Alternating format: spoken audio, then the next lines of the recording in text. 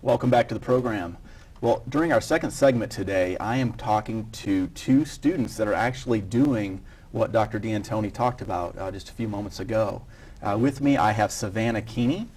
Savannah is from Midland Trail High School. Welcome. Glad you're here today.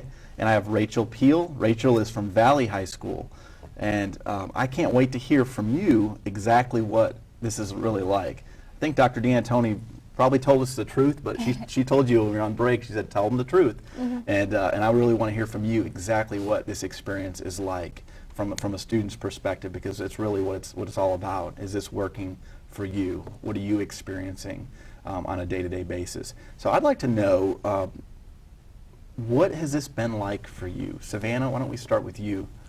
Well, it's been a really good experience. I think that I've gained a lot of confidence and responsibility from being given a job like within my company.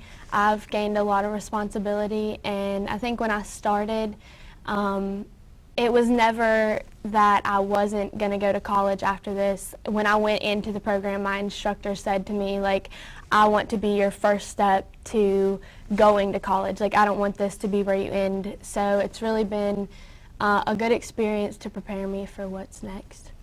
Now, Rachel, you actually attend Valley High School, and I know you go there during the first half of the day. Yes. And then you go to the Fayette Institute of Technology. Yes. And I see you're both wearing shirts as well that advertise that. That's really neat. Tell me what that's like. So you do a traditional high school day, and then you get on a bus, and then what happens? Where do you go? Tell me about your company. Well, half the day, like you said, I'm at Valley High School, and then I have about a 45-minute bus ride, and I arrive at the Fayette Institute of Technology.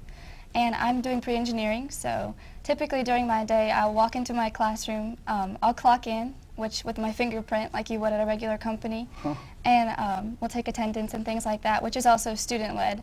And then we'll get to work on whatever that day's project entails. Like, usually our teacher won't even need to facilitate us getting started. We'll just go ahead and dive right into whatever we're working on that day. It could be digital electronics, it could be civil engineering work. Let's pretend that you're going to go this afternoon to your company. And does it have a name? Yes, we are Next Generation Engineering and Design. And tell me, what would you be doing today? Today, if I were there, I just finished my OSHA training, so I'm nationally certified at that. So we would be starting on a project we're working on with Mountaineer Gas, actually. We're redesigning their black box presentation for natural gas and propane. So I'd be working on making a mock-up for that and working on the design. That's incredible. Yeah. Tell me about your company, Savannah. My company is Fit Pharmacy of Excellence. I'm actually in the pre-pharmacy program. And if I were to go there today, we clock in, we have to have our name, like our badges and everything on. And then we have student-led attendance and stuff like that. And if a student isn't there that day, or they missed for some reason, they have to call in and let us know why they're not going to be there. And if not, they're a no-call, no-show, just like at a real job. And if I was there today, I would probably be going in and working on Pass Assured, which I'd go in and start without my teacher. Like, if you were at your job and your boss was late getting back from lunch, like, you're not going to not do your job because they're not there. We go in and we start what we have to do for that day. So I'd work on Pass Assured, which is a online program that teaches us how to do things in the pharmacy and what we need to know about that. One of the things that fascinates me is how many students, when they go to college, they may change majors 3 or 4 times. And college is very expensive. It really, really is. And when you think about that, changing majors all those times, and you think about all the time that's spent, beyond just your prerequisites, but in your actual, major classes, all that trial and error, I think that, people do have that in life, but it sounds like you guys are going to be graduating high school with some insight that most people wouldn't have about the workforce. Yeah. It's definitely valuable, and I know that even if I don't choose to pursue engineering, I have so many valuable skills that I've learned that I'm just 3 or 4 steps ahead of students that are going into college that haven't had experience with career and technical education. Can you think, Rachel, of a specific skill or maybe a couple skills that really stand out for you that you think you've acquired as a result of this program? Yeah, well, besides just my technical skills that I've learned about digital electronics, and civil engineering, also the ability to create a resume or portfolio and do a job interview is something that I have to do as well at school. So having those skills and that ability to talk to people and create those things to like kind of market myself to potential careers and businesses, that's invaluable to me. Tell me about what are your friends that aren't a part of the simulated workplace? What do they say about this? What do they think? I think they are kind of shocked. They don't realize how much responsibility and how grown up we get to be when we go to our career technical center. They kind of think we just goof off and we just learn like they do, but really we're in an environment that's so much more, it's so much more focused on the students' needs and what we have that it kind of puts us at a better position than they realize. Do you think that you made the right choice in doing this? Definitely. I think that I have a lot of insight into what college is going to be like. My class is really similar to college, I think, but we also get hands-on skills, and whenever I graduate, I'll be able to sit for my boards and become a pharmacy technician, so that can always be my plan B if I do go to college, like you said, and change my major or whatever. I can work in the pharmacy while I'm going to college and still be whatever I want.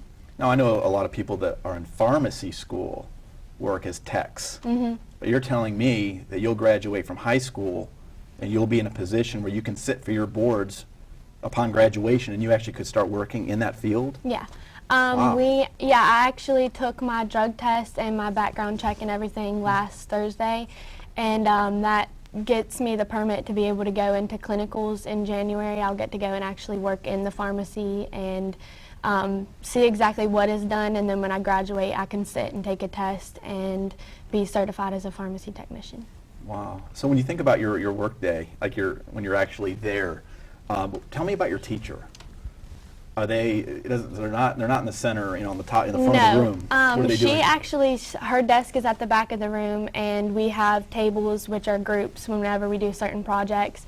And I'm the pharmacist, the lead pharmacist of our class, so whenever we have problems, most of the time in a normal classroom, you would go and you'd take that up with the teacher, but if there's an issue in our classroom, they come to me, and if I can't deal with it, I go to our lead pharmacy tech, and we try to figure out a way that we can look at it from a student's perspective and try to fix a problem without involving our teacher, and that helps her be able to do a lot of the things and not even have to get involved in the smaller stuff that goes on in the classroom. The workplace could be a very messy place when it comes to because there's people involved. There's going to be problems. There are going to be conflicts and disagreements and misunderstandings and all that kind of thing. And you're telling me that you actually facilitate this type of situation. Yeah, if there's any problems in the classroom when they come to me, I feel like that's another skill that I get already. I already have such a great skill to be able to communicate between people and try to come to a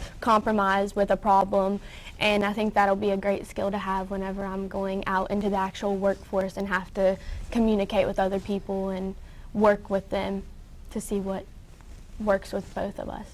One of the things that's very clear to me is that you both seem very confident. You really do, and even on television. Thank you. Yeah. And, I mean, that's not something that normally comes, necessarily as a result of, going through school. I mean, we learn things, but we don't necessarily know how to always make those connections to the real world. You're actually working in the real world. Yes. What were some other choices of companies that you had when you were trying to make a decision about where you wanted to work? When I was choosing where I wanted to work, it was between pre-engineering, the computer-aided drafting class, and child development. I kind of have a love for children as well, but in the end I decided to go with the pre-engineering route because of the STEM, and I know that STEM is such an important part of what the nation's pushing for and what jobs are looking for. So I decided to take that path and put myself a step ahead and expose myself to things that I'm not used to. One of the things that I noticed when I was reading the paper the other day was that there was a story about the tiny house project. And are you both involved with that, or maybe do you know people that are actively working on that project? Tell me a little bit about that. Yeah, our whole school is actually involved in it. Our carpentry and masonry classes are actually doing most of the work, like constructing and stuff, but we're all a part of it in some phase, whether it's the furnishing phase or the details phase. Like, we're all donating some service or time or something. And these are to houses the house. for flood victims in West Virginia. Yeah. Yes. That's incredible. That's really, really great. That's really, really something. Well, if you had to think of one word to describe your experience working in simulated workplace, one takeaway that you have, or one word that you would tell somebody if you were going to describe it, what would it be? I would say life-changing.